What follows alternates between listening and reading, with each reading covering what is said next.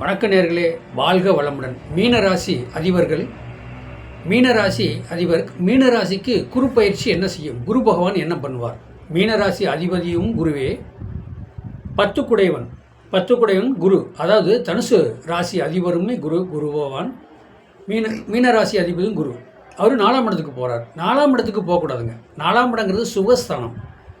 லக்னாதிபதி நாளுக்கு சுகத்தை தேடி போகிறாருன்னு அர்த்தம். சுகஸ்தானத்தை தேடி போகிறார். நல்லதும் இல்லை, கெட்டதும் இல்லை.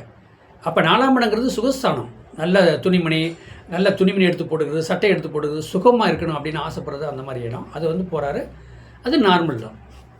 அந்த மீனராசி அதிபதி குரு 4ஆம் இடத்துக்கு போயிட்டு, அதாவது 5ஆம் பார்வையை பார்க்குறார். 5ஆம் பார்வையாக மீனராசிக்கு 8ஆம் இடத்தை பார்க்குறார். 8ஆம் இடம்னா ஆயில் சம்மந்தப்பட்டது. இது வரைக்கும் ஆயில் சம்மந்தப்பட்டதே பயம். வண்டி வாகனத்தில் போகிறோம், அதனால் எது பிரச்சனை வருமா, நம்ம இறந்துருவோமா, ஆக்சிடென்ட் ஆகிருமா, வண்டி வாகனத்தில் பிரச்சனை வருமா, இந்த மாதிரி பயத்தவே கொடுத்துருப்பார் இது வரைக்கும் முன்னாடி. ஆனால் இனி குரு பார்க்குறதுனால அந்த ஆயிலுக்கு எந்த பயமும் இல்லை. நீங்கள் பயப்பட வேண்டியதில்லை. எதையும் அனுசரித்து பார்த்து நம்ம நிதானமாக போய்க்கலாம், வாழ்க்கையில் ஜெயிக்கலாம். அதாவது மீனராசி அதிபதி 4ஆம் இடத்துல உட்காந்து 5ஆம் பார்வையாக 8ஆம் இடத்தை பார்ப்பார். 8ஆம் இடம்னா ஆயில் சம்மந்தப்பட்டது.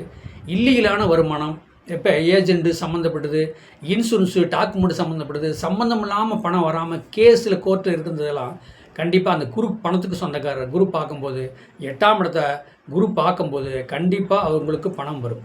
புரியுதுங்களா? ரெண்டாவது 7ஆம் பார்வையாக அந்த குரு, மீன ராசி அதிபதி குரு 4ஆம் இடத்துல உட்காந்து 7ஆம் பார்வையாக 10ஆம் இடத்தை பார்க்குறாரு.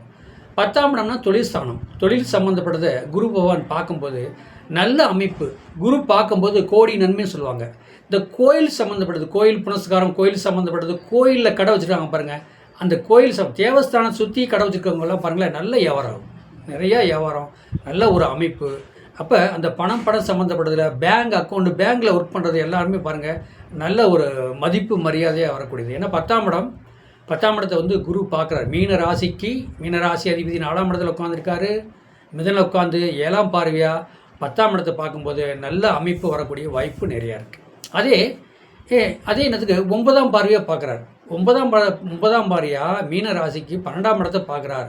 விரயஸ்தானத்தை பார்க்கும்போது இது வரைக்கும் ஏகப்பட்ட விரயம், தேவையில்லாத செலவு, தேவையில்லாத நடந்துக்கிட்டு இருந்தது. இனி அந்த குரு பார்வை பார்க்கும்போது தேவையில்லாத விரய செலவு கண்டிப்பாக வராது. குரு பார்க்கும்போது இந்த 12ஆம் இடத்தை குரு பார்க்குறார். 12ஆம் இடம் கும்பத்தை குரு பார்க்கும்போது இனிமேல் விரய செலவு கண்டிப்பாக வராதுங்க. உங்களுக்கு நம்பி இருக்கலாம். ஆனால் தொழில் சம்மந்தப்பட்டது என்னென்னா, நீங்கள் தொழில் மூவ்மெண்ட் பண்ணுறதுக்கோ, தொழில் உருவாக்குறதுக்கோ, தொழில் ஒன்று புதுசாக பண்ணுறதுக்கோ கண்டிப்பாக முயற்சி எடுங்க.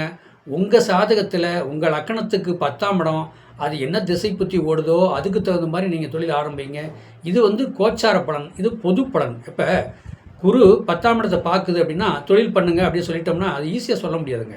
ஏன் ஈஸியாக சொல்ல முடியாது அப்படின்னு கேட்டால், உங்கள் சாதகத்தில் என்ன திசை பற்றி ஓடுது, 10ஆம் இடம் என்ன, 10 குணம் என்ன மாதிரி இருக்கார், அதையும் கம்பல் பண்ணி தாங்க பார்க்கணும். இது கோச்சார பலன். இது ஒரு வருஷம் 12 மாதத்துக்காக நம்ம பல கோடி போட்டு நம்ம பிஸ்னஸ் பண்ண முடியாது அல்லவா? அதனால் உங்கள் சாதகத்தை பார்த்து, உங்கள் சாதகத்தில் 10ஆம் இடம் என்ன, அதுக்கு என்ன திசை புத்தி போயிட்டுருக்கு, அதையும் பார்த்து கம்பல் பண்ணலாம்.